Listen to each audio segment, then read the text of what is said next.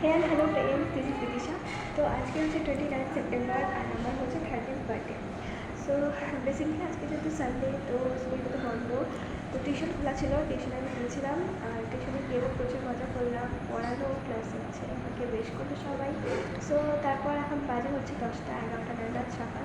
তো বাড়িতে এসেছি আর বাড়িতে আসার সময় আমার ফ্রেন্ড আমাকে বললো যে বাড়িতে গিয়ে ভালো করে চান করে রেডি থাক, তোর একটা সারপ্রাইজ আছে।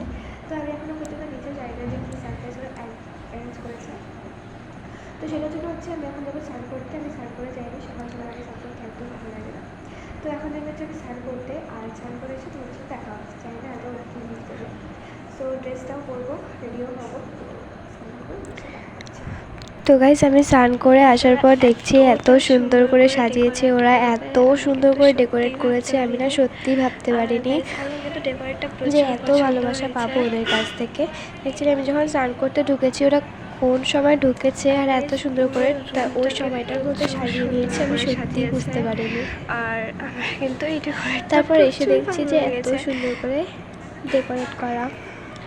তো তারপর হচ্ছে সবাই মিলে একটুখানি বসেছিলাম। তারপর হচ্ছে মা ভাত টাত দিল আর এই জায়গাটাতে হচ্ছে আমার খাওয়ার জন্য একটা আলাদা ডেকোরেশন করা হয়েছে।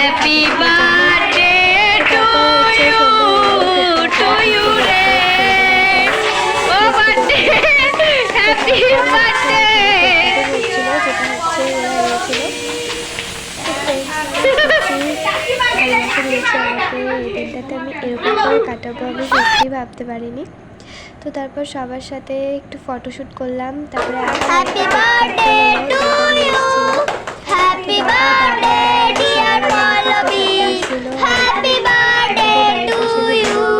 তো তারা এসেছিল আর এখানে দেখো আমি কতগুলো ফটোশ্যুট করেছিলাম।